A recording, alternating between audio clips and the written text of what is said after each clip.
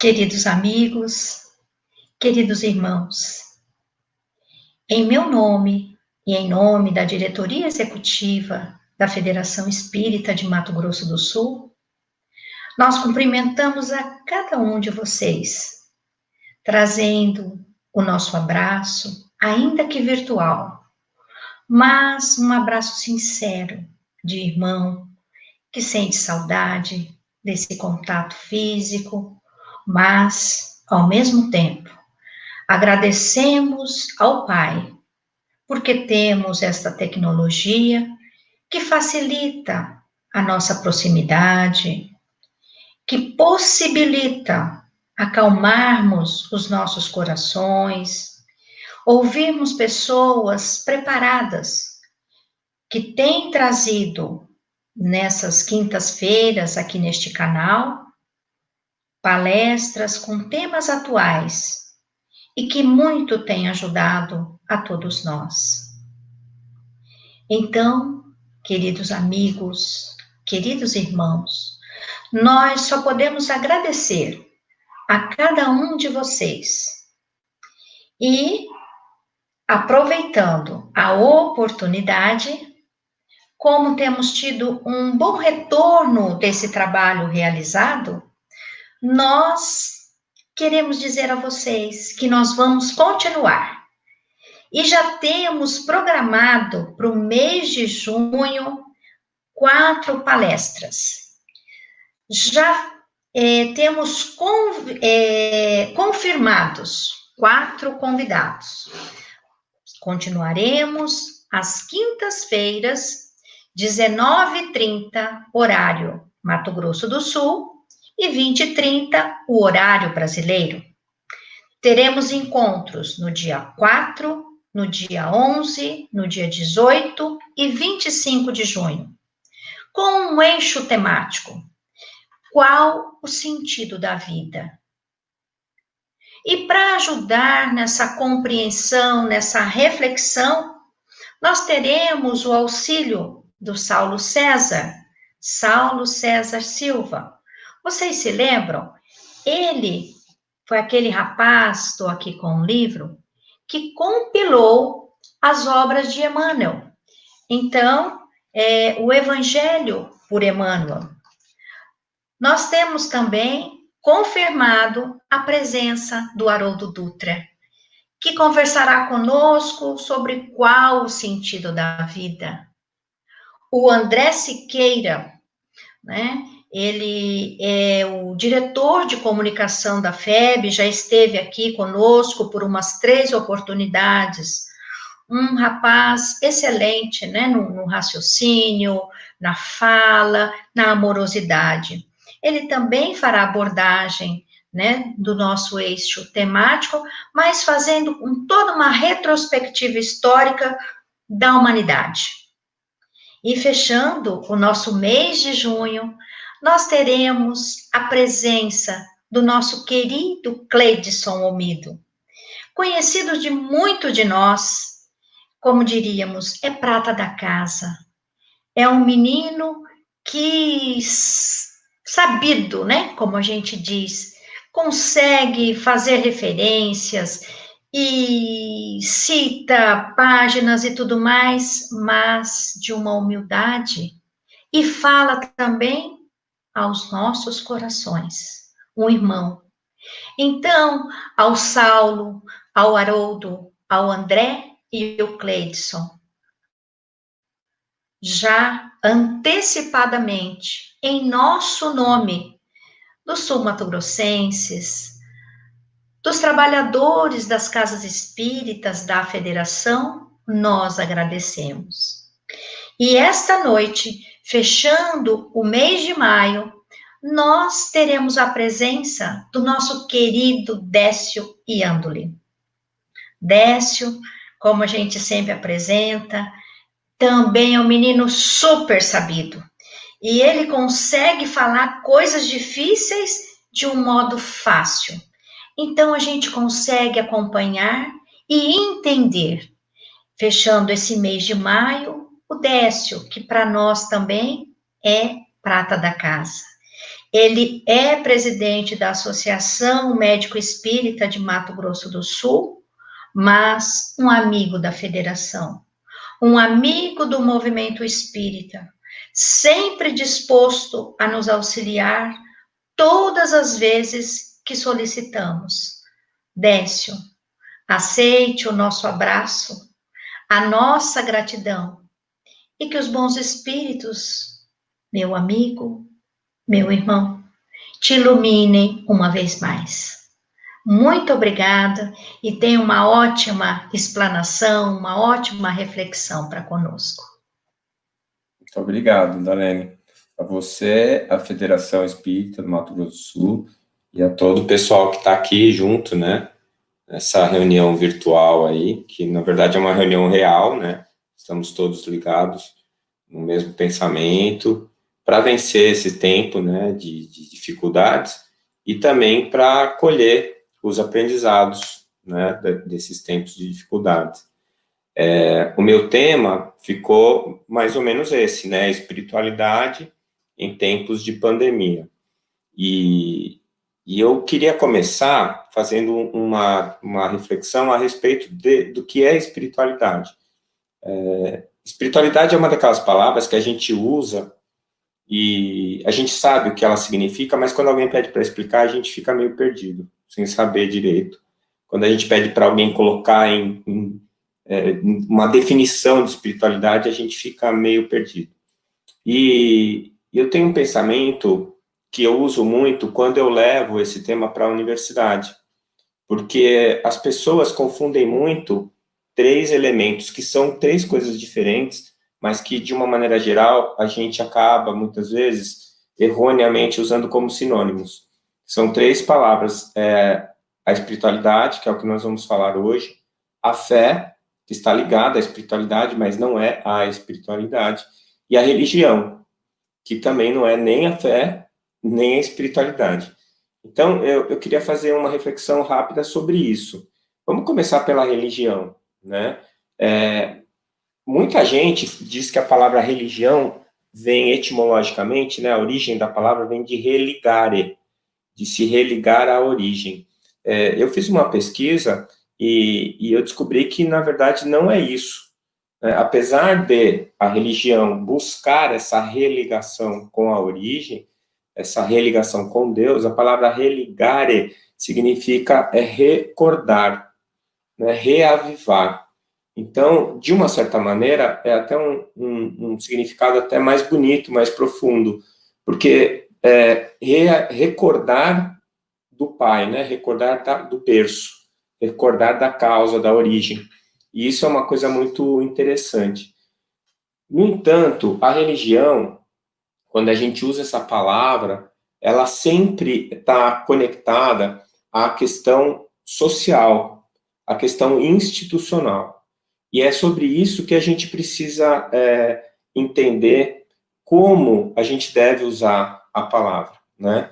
Então, a religião, ela acabou se transformando em grupos sociais, né, que se uniram em torno de um mesmo ideal. Então, quando você tem uma ideia, uma doutrina, um pensamento, e as pessoas se reúnem ao redor dessa ideia central, e se organizam socialmente em torno dessa ideia central, se essa ideia central, filosoficamente, nos remete, nos relembra o berço, a causa, a origem, o Pai, Deus, então a gente dá um nome de religião.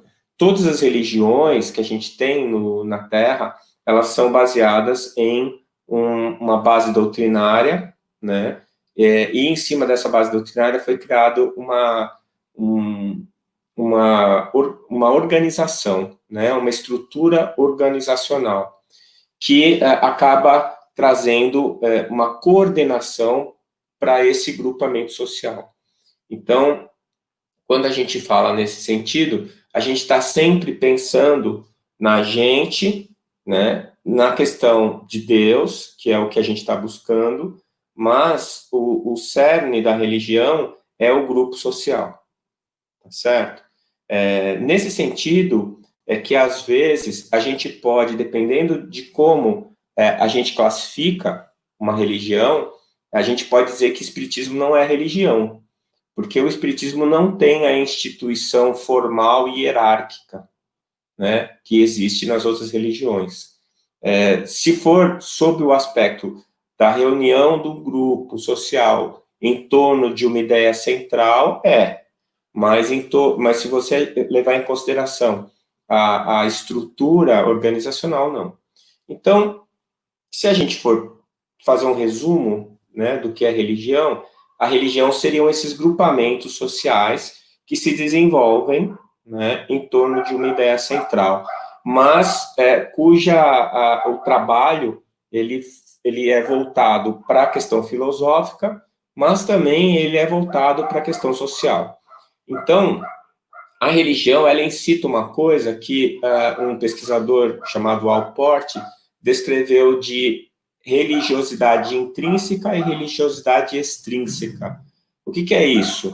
É o seguinte, a religiosidade extrínseca é aquele que se utiliza apenas da questão social. Então, a pessoa vai nos ritos, ela participa dos ritos, ela participa das reuniões, ela tem a ligação social dela, o grupo de relação social dela, mas ela não se debruça sobre as ideias filosóficas daquela religião.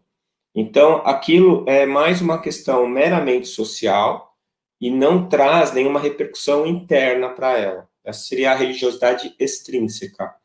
E a religiosidade intrínseca é quando você, estudando esses aspectos doutrinários, esses aspectos filosóficos, você transforma a sua maneira de ver o mundo e transforma a sua vida.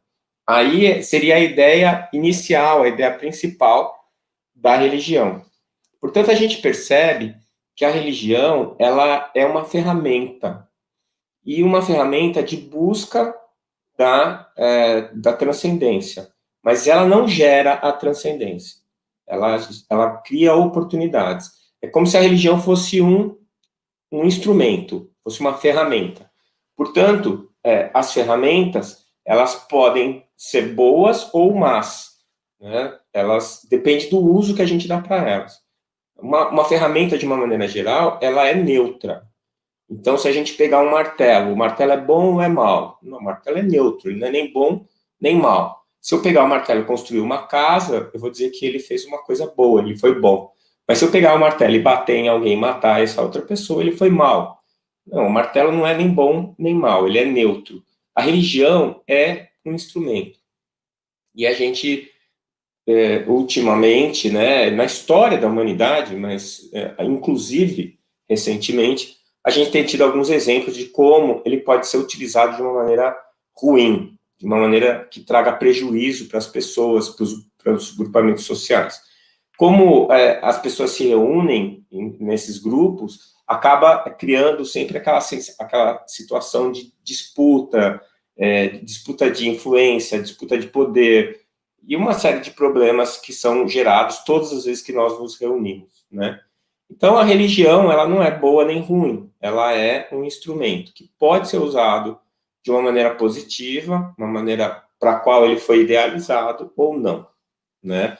A faca é um outro exemplo. A faca foi feita para cortar as coisas, cortar os alimentos, e uma pessoa pega uma faca e mata outra pessoa, ou seja, a faca não foi produzida para matar outra pessoa, ela foi produzida para cortar os alimentos, né? E assim por diante, a corda e tantos outros exemplos que a gente pode citar.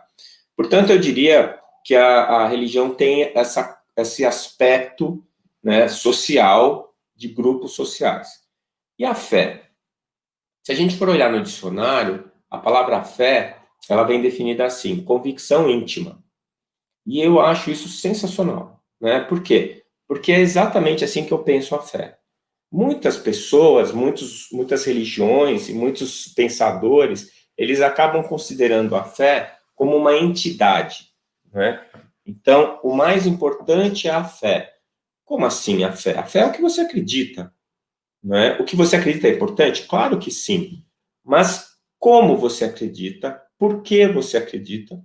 E o que você faz com o que você acredita, né? Então, a convicção íntima é alguma coisa que só você tem. Eu posso te influenciar, eu posso influenciar a maneira de você acreditar em alguma coisa. Eu posso convencer você de que alguma coisa é certa ou errada. E dessa maneira eu estou influenciando a sua fé. Mas a sua fé é sua. Eu não posso obrigar você a acreditar no que eu acredito. Né? Eu não posso forçar você a pensar da maneira como eu penso. E a nossa fé, ela é construída a partir das informações culturais que a gente recebe, mas também a partir das nossas vivências, a partir das nossas reflexões íntimas. E por isso eu considero a fé altamente democrática. Né? Então, se eu quiser que você acredite em algo e eu forçar você a acreditar naquilo, então eu posso doutrinar você desde criança, por exemplo, e você crescer com aqueles conceitos, vai ser muito mais difícil modificar esses conceitos em você, se você traz eles da sua formação primária, primitiva, né, primeira. E aí eu posso estar influenciando fortemente a tua fé. Mas se você encontra outra linha de pensamento e aquilo te impacta a tua alma, então você vai mudar a sua fé, independente do que os outros ao seu redor estejam pensando. Por isso a fé, ela é altamente democrática. E é alguma coisa que é tua. Você não pode emprestar a fé de ninguém, você não pode obrigar ninguém a ter a mesma fé que você. A tua fé é tua. É um edifício que você constrói a partir das tuas vivências, dos teus pensamentos, das tuas reflexões e das tuas convicções íntimas, das coisas que você traz até de outras existências. Tá? Então, a fé, se a religião é um instrumento, a fé é uma condição. É a maneira em que eu estou neste instante. Né? É a maneira como eu me relaciono comigo mesmo e a forma como eu vejo o universo e as coisas ao meu redor. E, finalmente, a espiritualidade. O que é a espiritualidade? A espiritualidade tem várias definições também na literatura científica, né? Ainda mais agora, esse último metade do século passado e o início desse século, muita gente tem estudado a questão da espiritualidade em relação à saúde, que é a área que eu estudo. E a gente tem percebido que há, inclusive, uma certa dificuldade de definir espiritualidade por esses autores. No começo, eles mesmos confundiam espiritualidade com religião. Os primeiros trabalhos que estudavam a espiritualidade, eles mediam a espiritualidade pelo número de vezes que a pessoa ia no templo, na igreja. Depois eles perceberam, com o trabalho do Allport, eles perceberam que não era isso que fazia diferença. O que fazia diferença era o que a pessoa estava sentindo, né? E hoje, a espiritualidade é vista como a capacidade de transcendência, né? A capacidade de percepção do sagrado. O que seria isso? O que é a transcendência? A transcendência é quando você consegue ver além. É quando você tem uma estrutura psíquica e uma estrutura de fé. Por isso que eu digo que a fé é muito importante. Para eu construir a minha espiritualidade, eu preciso da fé. Eu não preciso necessariamente da religião, mas eu preciso necessariamente da fé. E a partir das minhas convicções, das minhas reflexões, eu consigo transcender as coisas óbvias. Eu consigo passar além do que é mais óbvio. O mais óbvio, geralmente, é o material, a questão material. É aquilo que está ali e que você consegue experimentar com seus sentidos, com o seu tato, com a visão, com a audição e assim por diante. Mas a espiritualidade é quando você vê o além, quando você consegue perceber o além. Isso fica muito claro quando a gente fala da morte do corpo físico, né? Eu sempre brinco, é uma coisa séria, mas eu acabo brincando, que eu nunca vi ninguém passar pelo teste da maca, né? Quando o paciente está numa maca, indo para um centro cirúrgico, com risco de morrer, quando você recebe um paciente que sofreu um acidente, ou que tomou um tiro, uma facada, e que ele está pensando, será que eu vou morrer? Esse paciente, por mais cético e materialista que ele seja, ele vai abrir o espaço para a questão espiritual naquele momento. Né? Por quê? Porque ele pensa, bom, então tá, quando eu estava vivo e não cogitava, sabia que eu ia morrer, mas não cogitava que ia ser agora, negar Deus, a morte é o nada, morreu, acabou.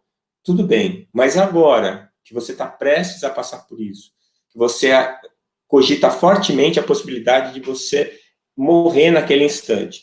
Aí ele sempre levanta a hipótese, né? Eu conto sempre a história de um amigo meu, muito querido, que era materialista e sofreu um acidente de moto, estava com uma fratura exposta no centro cirúrgico, e eu fui lá dar uma mão para ele, e ele falou assim para mim, olha, você sabe que eu não acredito em Deus, né? Eu falei, eu sei. Você sabe que eu não acredito, que eu sou materialista? Eu falei, eu sei. Ele falou assim, mas você acredita, né? Eu falei, eu acredito.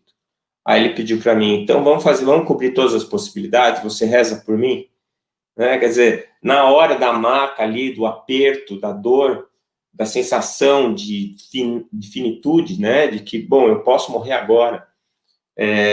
Você abre essa hipótese da transcendência. Por quê? Porque, por mais que racionalmente a gente negue, nós somos espíritos. Nós não somos deste mundo. Este mundo material é um mundo de ilusão.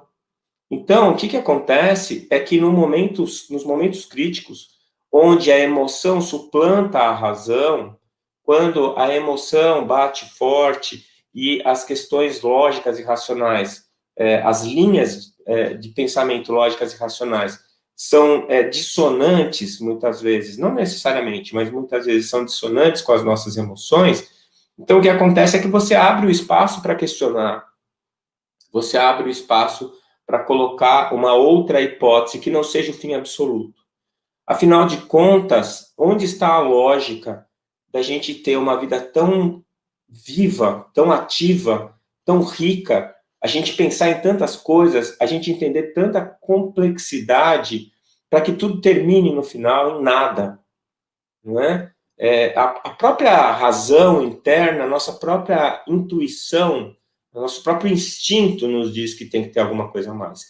Essa transcendência, esse pensamento de que isso não é só isso, que tem coisas além, que existem possibilidades além, isso é a transcendência. E a transcendência, como eu dei o exemplo da questão do momento do risco de vida, né, o risco de morte, para falar, ser mais correto, em que você acha que talvez você vá sucumbir naquele momento pelo acidente, por qualquer outra coisa, o que vai acontecer? Vai acontecer que você vai sentir a necessidade de acreditar em alguma coisa a mais, né? E você vai encontrar sintonia no seu coração. Então, quem é o tom dissonante, muitas vezes, é a razão, a intelectualidade. Principalmente se houver uma intelectualidade que seja arrogante, que seja vaidosa, que não admita outras possibilidades. Esse é o grande problema, né? E na minha experiência profissional, já são 33 anos que eu sou médico, eu acompanhei muita gente no seu desencarne. E o que eu percebia era essas pessoas que tinham essa visão, tentando bloquear a sua transcendência, a sua capacidade de transcendência, eram pessoas que sofriam muito mais, que passavam por um processo de morrer muito mais doloroso, muito mais sofrido, né? E quando encontravam a sua transcendência antes do desencarne, mesmo que fosse minutos antes, eram invadidas de um conforto muito importante, muito grande, de uma serenidade muito grande, né? Eu falei isso outro dia, as pessoas não me entenderam, mas chega a dar inveja de uma pessoa que desencarna em paz, que desencarna serenamente. Chega a dar inveja, porque você percebe que ela está se livrando de uma série de pesos, de sombras, de dificuldades, para encontrar a serenidade, a paz e a leveza. Portanto, a espiritualidade é uma necessidade. A espiritualidade, ela é parte integrante dos nossos espíritos, por isso chama espiritualidade. Então, se a religião era uma ferramenta, a fé é uma condição, a espiritualidade é uma necessidade. E aí a gente pode concluir esses três conceitos da seguinte maneira: a religião sou eu com os outros, a fé sou eu comigo mesmo, e a espiritualidade sou eu com Deus. Então, quando a gente fala de espiritualidade, a gente está falando da nossa essência. Quando a gente fala de espiritualidade, a gente está falando de uma das nossas mais prementes necessidades. Quando a gente está falando de espiritualidade, a gente está falando de alguma coisa que, mesmo que eu negue, ela continua existindo. Eu sempre digo isso. Por mais que você negue alguma coisa, se essa alguma coisa for uma verdade, ela nunca vai desaparecer. Por mais que você negue. Se você pega o lixo e bota embaixo do tapete, você para de enxergar o lixo, mas ele continua lá. Ele vai se degradar, ele vai cheirar mal, ele vai continuar lá. Não tem como se livrar de uma verdade. Né? Você pode dissimular, você pode se esconder, você pode enganar, mas ela vai continuar lá. E não é uma coisa muito inteligente a gente tentar negar uma verdade. Né? É que nem sempre as nossas emoções fazem com que nós tomemos decisões inteligentes. Muitas vezes, a emoção, quando ela supera em muito a razão, ela também provoca erros graves. Doutora Marlene costumava dizer que, como a ave, nós precisamos de duas asas fortes e equivalentes. Uma das asas é a razão e a outra asa é a emoção. Eu preciso bater essas duas asas com a mesma força, porque senão eu não consigo voar reto. Ou eu não vou, ou se eu conseguir voar, eu não vou reto. Então, sempre tem que haver esse equilíbrio. E uma das coisas que mais me atraiu na doutrina espírita foi justamente esse equilíbrio.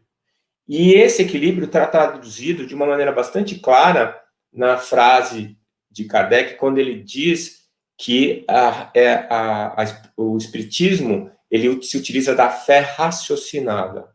Ele diz que o espiritismo se ele estiver frente a frente com a ciência e com uma verdade, ele se transforma. Se ele percebe que ele estava tomando um caminho errado, através da verdade, da revelação científica, ele vai seguir a verdade. Né? E eu tenho para mim que Kardec não falou isso para tentar criar um mecanismo de atualização automático da doutrina. Ele falou isso para dar uma vacina contra dogmas. Porque o dogma, vocês sabem, é um conceito que é imposto, que não pode ser discutido. Quando alguém fala que este é um dogma do espiritismo, isso me deixa até nervoso. O espiritismo não tem dogmas. O espiritismo tem conceitos. O espiritismo tem princípios. E que foram colocados através de uma pesquisa científica, explorando o conhecimento dos espíritos desencarnados, os nossos orientadores. E eles trouxeram uma revelação. E essa revelação foi traduzida de uma maneira bastante clara, específica, racional e lógica, através do trabalho magnífico de Allan Kardec. A gente costuma dizer em ciência que mais importa qual a pergunta, porque se você faz a pergunta certa, as respostas são válidas. Se você faz a pergunta errada, a resposta não faz a diferença.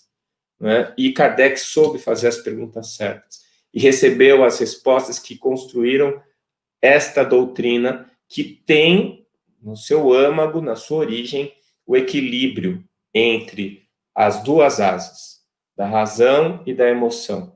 Ela nos incita, muitas vezes, a pensamentos que nos emocionam, que nos levam às lágrimas, mas, ao mesmo tempo, ela abre as portas da ciência, ela nos coloca na direção da verdade, e uma verdade que pode ser buscada não só pelo amor, pela vontade de ser bom, mas também pelo conhecimento científico, racional, lógico.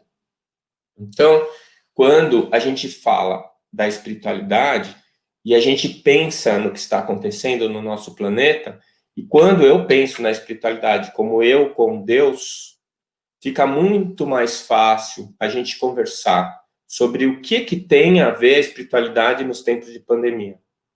Eu queria, agora passando para a questão da pandemia, lembrar a vocês que essa não é a primeira pandemia que o nosso planeta enfrenta. Nós já enfrentamos várias outras pandemias.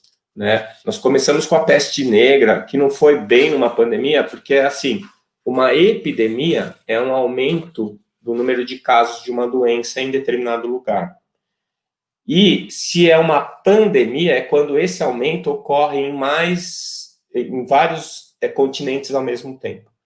Então, quando foi a peste negra, que ela era transmitida pela picada do rato, numa época em que a Europa estava começando a sua civilização e as pessoas moravam em cidades que eram mais aglomerados de pessoas do que propriamente uma cidade como a gente conhece hoje, não tinha esgoto, a higiene era muito precária e assim por diante. Os ratos conviviam de maneira muito direta com as pessoas. Eles ainda convivem conosco, eu não sei se vocês sabem, mas existem 14 ratos para cada pessoa no planeta. Só que eles já não estão mais dentro das nossas casas, né? Normalmente não estão. Mas naquela época estavam. E as pulgas dos ratos começaram a picar as pessoas e transmitiam a peste negra, que matou 50 milhões de pessoas. 50 milhões de pessoas em 1300, 1350, que foi mais ou menos quando aconteceu isso, era muita gente, quase dizimou a população europeia, né? Mas depois vieram outras pandemias. A primeira pandemia realmente conceituada como pandemia foi a cólera.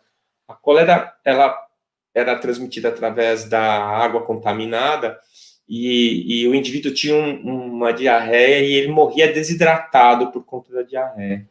E tinha um índice de mortalidade muito alto. Isso aconteceu por volta de 1817, 1820.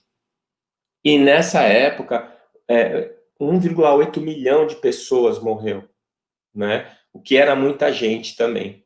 Depois veio a gripe espanhola, que é a que tem sido mais comparada com a que a gente está vivendo hoje.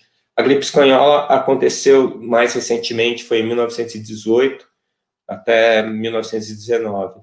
E morreram 20 milhões de pessoas. Foi 11% da população do planeta morreu de gripe espanhola. O que tinha de igual, assim, de parecido da gripe espanhola com o Covid? Era o grau de infectividade, né? Como a infecção comunitária se dava muito rapidamente. O Covid, hoje a gente sabe que uma pessoa contaminada, ela vai contaminar no mínimo 4 pessoas. Ela contamina entre 4 e 8 pessoas. Então você imagina que a cada contaminado contamine 4, né? Você percebe a velocidade com que ocorre essa transmissão. E a outra característica importante do Covid é a velocidade com que ele traz o agravamento do quadro quando o quadro se agrava. Então, as pessoas às vezes falam, eu mesmo no começo da pandemia, quando eu fui dar uma estudada, ver como é que era, o que era aquele vírus, qual era o quadro clínico, como ele se manifestava, e eu vi lá que a gente tinha uma mortalidade por volta de 3%, eu falei, bom, não tem problema, 3% é muito pouco. Endemicamente, né, endemia é quando o número de casos é mais ou menos constante, a gente já convive quase que endemicamente com a dengue, e a dengue mata mais de 3%, né? Então, eu achei que não ia ser um problema tão sério, mas qual que é o detalhe que faz com que essa pandemia seja tão grave? É que as pessoas que vão ficar mal, elas ficam mal muito rápido. A partir do momento que elas entram em contato com o vírus, elas adoecem muito rápido, e quando elas pioram muito rápido. Elas morrem de uma hora para outra, em horas. Elas entram numa insuficiência respiratória e elas vão morrer. Bom, esse é um primeiro problema. O primeiro problema é esse, porque as pessoas quase que ficam doentes ao mesmo tempo. E aí o número de doentes vai ser muito grande, mesmo que o número de graves seja pequeno em relação à população geral, mas é um número grande de pessoas. Não existe nenhum país do mundo que tenha estrutura de saúde para atender 3% da sua população. E a estimativa é que 80% da população do planeta vai ter a doença, né? Não a forma grave, mas vai ter a doença. Se 80% da população vai ter a doença e 3% vai precisar de internação, não existem leitos hospitalares no planeta suficientes para essas pessoas. E aí o que acontece? Elas vão morrer por falta de atendimento, né? Outro dado importante é que as pessoas que evoluem de forma grave, elas precisam de intubação orotraqueal, que é você colocar um tubo através da boca, entubar a traqueia desse paciente e colocar ele num respirador. Ele não vai conseguir respirar sozinho. E aí você tem que colocar ele num respirador, que é uma máquina que vai fazer isso por ele até ele poder melhorar. Quanto tempo ele demora para melhorar? Por volta de 4 semanas. Gente, é um mês. Um mês. Um mês o paciente internado na UTI, entubado. Isso fora o que ele ficou antes internado e o que ele vai ficar depois que ele sair do tubo para ele se recuperar. Ou seja, o número de pessoas que adoece e que precisa de atendimento é grande. E essas pessoas vão ocupar leitos hospitalares por muito tempo.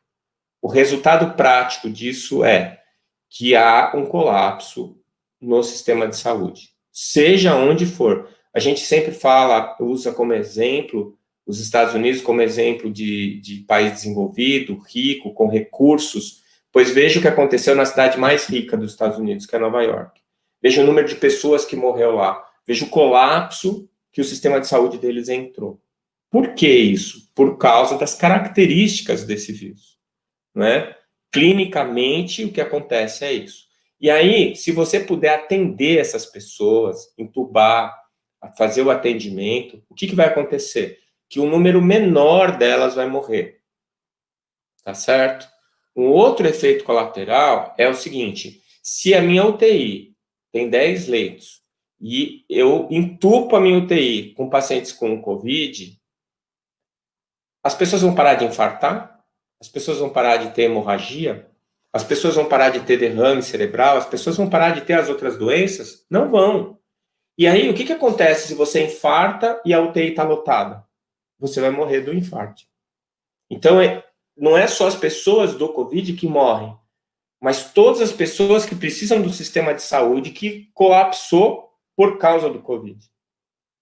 Então, eu acho importante a gente parar para pensar nisso, porque é muito interessante isso. Fazendo agora, eu estou falando só da parte técnica, médica, mas pensando um pouquinho, olha só que interessante. Quando eu não sou do grupo de risco, isso não quer dizer que eu não vá morrer do Covid. A gente está cansado de ver casos de pessoas jovens sem nenhuma comorbidade que tiveram a doença e faleceram da doença, mesmo sendo atendidas em hospital. Mas a chance do idoso morrer é maior, a chance do diabético, do obeso morrer é maior e assim por diante. Então, existem algumas condições que aumentam o risco, certo? Muito bem. Eu, né, não sendo do grupo de risco e pensando na doença como só 3% dos casos, de 3 a 5% dos casos precisar de internação, eu posso pensar da seguinte maneira: bom, então é muito pouca gente, né? É muito pouca gente. Se eu tiver a doença, eu sou jovem, eu sou saudável, não vai fazer muita diferença, né? O outro que é doente que vai morrer, o outro que tem a comorbidade que vai morrer. Só que se eu deixar colapsar o sistema de saúde e eu sofrer um acidente de trânsito, eu também vou morrer. E outra coisa que às vezes as pessoas não pensam: quem é que vai morrer? Se você tivesse que escolher entre as pessoas que você conhece, 3% delas para morrer, quem você escolheria? Da sua família, né? Seus avós, seus pais, seus filhos, seus irmãos, suas irmãs, seus amigos queridos. Quem você escolheria? 3%. Pensa aí, são 100 pessoas que você gosta. Você não precisa nem amar, que você goste. Escolhe 3 para morrer. Entende? As pessoas não pensam nisso. Então, a gente não está falando, a gente fala dos números para entender a dimensão do problema. Mas quando a pessoa está morrendo, ninguém morre 3%. Morreu 100%. Não tem como morrer 3%. Então, isso me obriga a tomar uma atitude, mesmo que eu não me sinta em risco. Eu me sinto obrigado a preservar o outro. Eu preciso preservar o outro. A doença, ela está me pedindo Ela está pedindo solidariedade. E olha que interessante, porque o que eu estou perdendo quando eu estou fazendo a reclusão, quando eu estou fazendo a quarentena, e eu não me sinto em risco?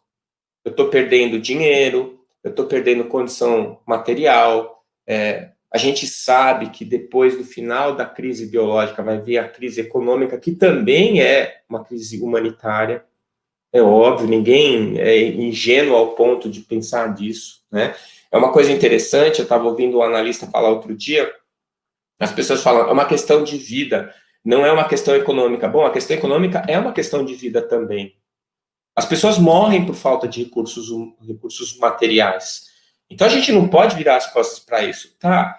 Mas são duas fases do problema que precisam ser enfrentadas. Neste momento, o que a gente tem que enfrentar? A gente tem que enfrentar o risco das pessoas morrerem de falta de ar por conta de uma infecção viral.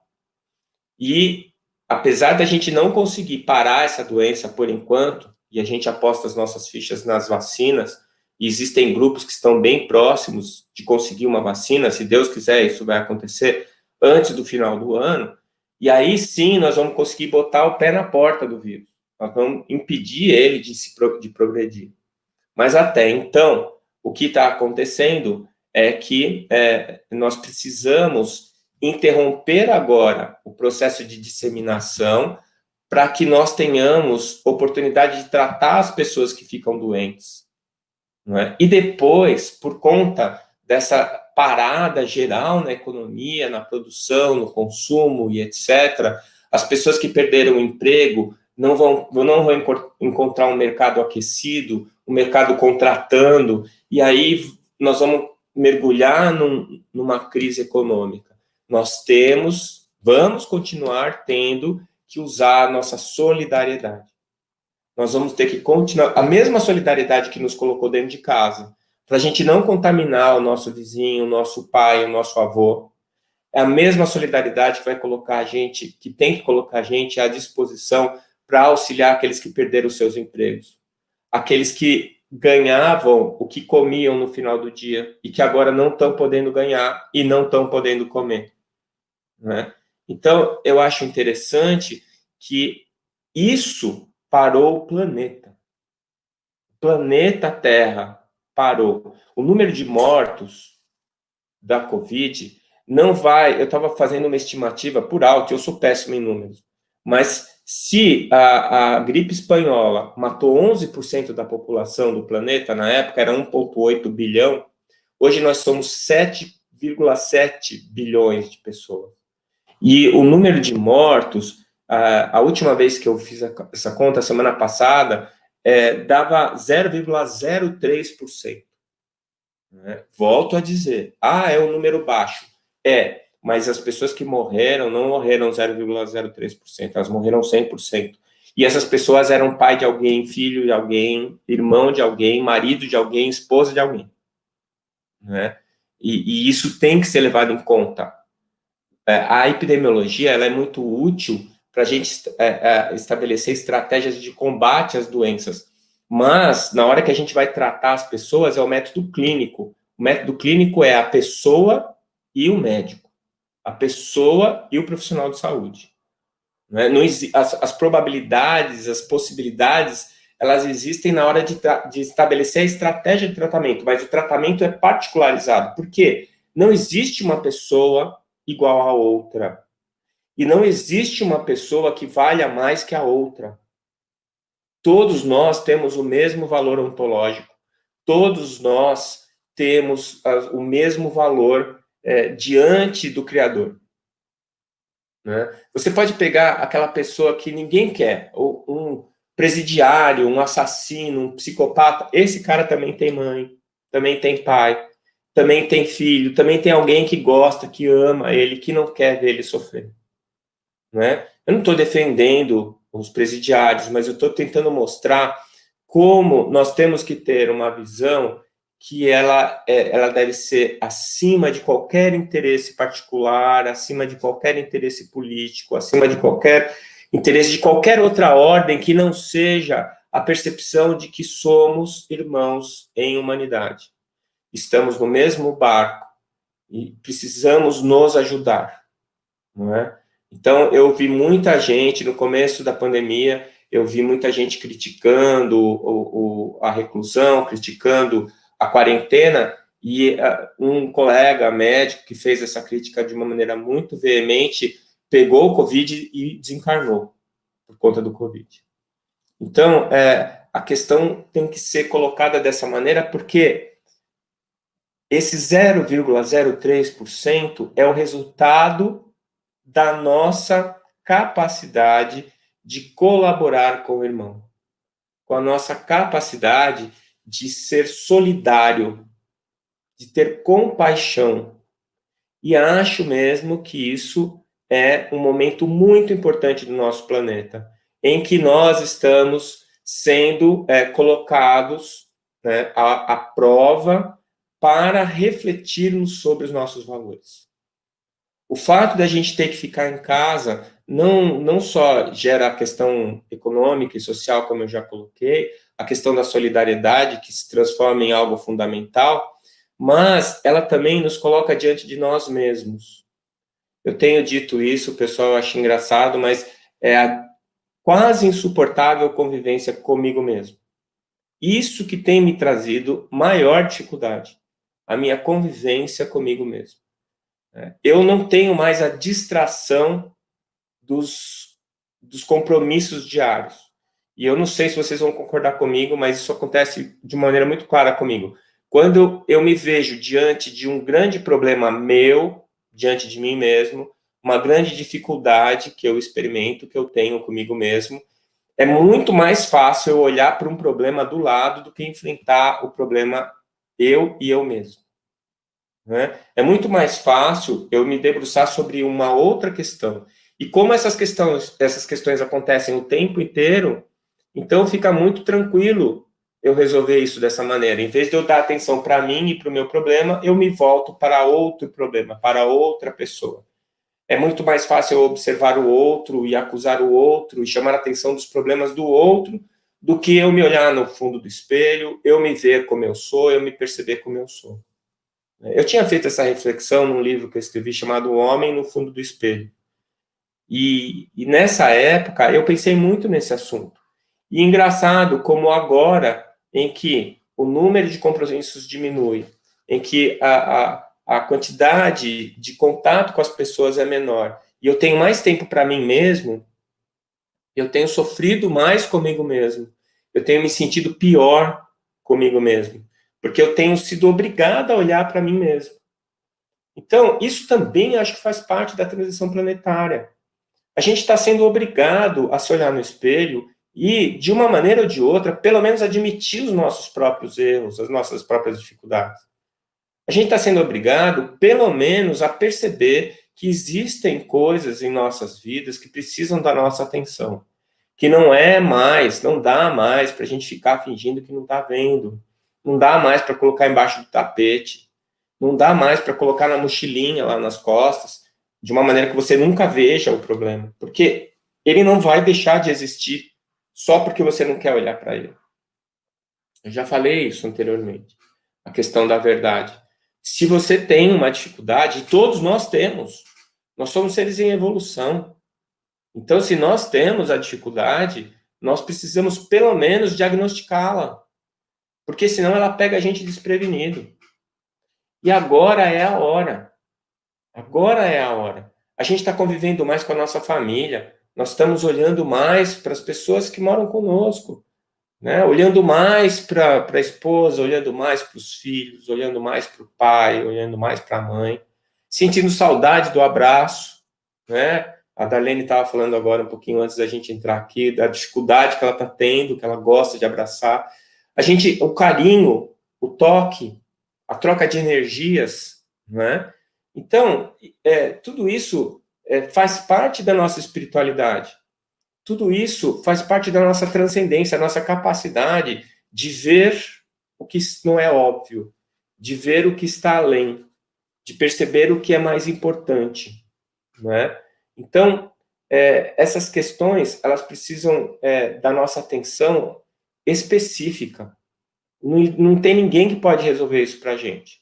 E nesse ponto, o Espiritismo também coloca isso de uma maneira bastante clara. Eu sempre falo que a melhor e a pior notícia que o Espiritismo trouxe para mim é a mesma notícia. A sua vida está nas suas mãos. Então é uma ótima notícia, porque eu não dependo de mais ninguém, só de mim, para resolver tudo que eu tenho para resolver. E a péssima notícia é que eu não posso contar com mais ninguém, apenas comigo mesmo, para resolver todos os meus problemas. Quando eu imaginava o velhinho de barba, Deus como sendo o velhinho de barba, ou São Pedro, o velhinho de barba, e eu me imaginava desencarnando, morrendo, chegando às portas do céu, para ver se eu podia entrar ou não no céu, eu confiava muito mais no velhinho bondoso de barba do que em mim mesmo. E quando eu descobri que sou eu que vou decidir se eu vou entrar ou não, e que nessa hora não vai dar para eu dissimular, eu vou ter que assumir as minhas dificuldades, aí que me apavora, né? Aí que eu acho que a chance de eu ir para o umbral é maior do que eu entrar no paraíso. Então a gente precisa começar a pensar nisso. E essa pandemia está nos dando essa chance, está nos dando essa oportunidade. Até mesmo essa condição da gente estar hoje reunidos aqui, eu imagino muita gente junta, e a gente pensando os mesmos assuntos, a gente refletindo, dividindo os nossos pensamentos dentro das nossas casas, cada um na sua casa. Terminou aqui, você desliga o computador, e aí você vai dormir, você vai jantar, você vai fazer o que você tem para fazer. Quer dizer, faz parte, passa a fazer parte da tua intimidade aquilo. É diferente de uma maneira ou de outra, pode ser que você nem concorde comigo, mas eu penso assim, é diferente de eu sair da minha casa para ir fazer alguma coisa lá. Né? Eu saí da minha casa para ir fazer uma palestra fora. Eu estou fora do meu ambiente, fora do meu, da minha intimidade. A gente sempre acaba tendo um comportamento, um pensamento, uma atitude diferente. Mas não, agora não. Agora sou eu e vocês aqui. Né? Eu estou aqui falando numa sala, só tem eu aqui. Fisicamente, parece que eu estou falando sozinho. Mas tem um monte de gente. Tem um monte de gente me ouvindo e tem um monte de gente pensando junto comigo nas coisas que eu estou falando. Né? E isso faz eu pensar diferente. Faz eu refletir de uma maneira mais honesta, né? De uma maneira mais verdadeira. Tá bom? Eu acho que tem muita mais coisa que a gente tem que parar para pensar sobre essa questão do Covid, né? Essa questão da pandemia. As relações internacionais, os nossos valores. A gente descobriu que a gente não vai nem ter dinheiro para comprar muita coisa fútil, né? Muita coisa supérflua, mas a gente também percebeu que, tirando a comida, nada mais é tão necessário, né? A gente percebeu que a gente tem saudade de abraçar e de estar com as pessoas que a gente gosta, os nossos familiares, os nossos amigos. A gente percebeu que, apesar da gente poder se encontrar pelo computador, a gente gosta muito de estar com as pessoas que a gente ama, né? De olhar de perto, de tocar essas pessoas. A gente percebeu que a nossa vida íntima, ela é muito maior e muito mais importante que a nossa vida social. A nossa vida social, ela é fundamental, ela é parte integrante das nossas vidas, mas que se eu não estiver bem no meu mundo interno, no meu mundo interior, eu não vou conseguir estar bem com mais ninguém. E eu acho que nós estamos recebendo, de todas as possibilidades que foram colocadas, o livro que a doutora Marlene escreveu com Geraldo Lemos Neto, Não Será em 2012, trazia as colocações do Chico Xavier para a transição planetária, e ele colocava as várias possibilidades, desde as menores, as mais tranquilas, até as mais graves, e a mais grave era com uma guerra mundial, com uma explosão de bombas atômicas, nucleares. Eu acho que nós ficamos com a possibilidade mais branda, mais tranquila. Apesar de eu achar que no começo da pandemia a gente estava tendo uma postura muito mais cristã do que nós estamos tendo agora. Nós, que eu digo, nós, humanidade mesmo. Todos os países, os governantes, as populações dos países, eu acho que nós ainda temos coisas para aprender. Ainda vamos ter que passar por mais dificuldades para que a gente conclua finalmente que nós precisamos ser solidários, que é a única alternativa para nós sermos felizes, para nós estarmos de bem conosco mesmo e com as pessoas que convivem conosco, né? Então, para nós que somos espíritas e que temos um manancial enorme de informações, para nós que somos espíritas e já estivemos ao lado de espíritos como Chico Xavier, encarnados nesse planeta, temos contato com espíritos como Emmanuel, André Luiz e tantos outros, nós temos a responsabilidade do conhecimento, mas também temos a facilidade de termos nas nossas mãos a instrução para que nós possamos escolher os melhores caminhos. E o melhor caminho nesse momento é, pelo menos, tentar aprender o amor incondicional, né? Pelo menos utilizar a ferramenta que nos foi ensinada por Jesus para encontrar a paz interior, que é a oração, a prece, e nos utilizarmos desse equilíbrio entre razão e emoção para encontrarmos a paz necessária para convivermos conosco mesmo e com as pessoas que nós amamos. Eu espero que tenha sido útil. Eu estou à disposição se tiver alguma pergunta, mas eu estou encerrando aqui a reflexão.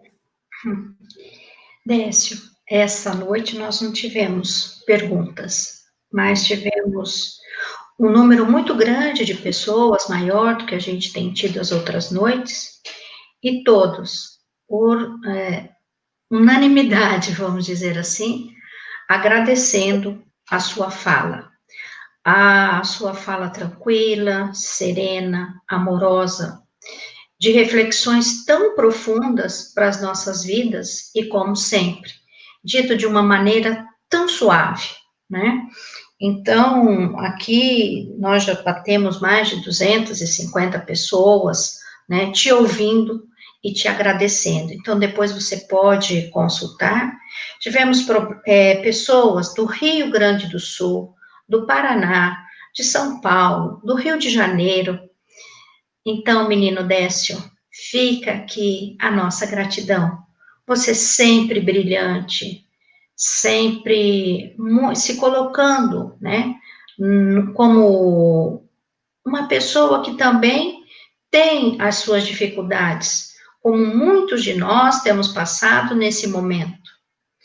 E ouvindo a sua fala do 0,03% ou de 3%, quando nós, na federação, tivemos que tomar a decisão de adiar a confraternização de juventude espírita, e isso foi colocado, né, por alguns pais, né, que ela não era, a letalidade não era tão grande, que naquela época falava em 2%.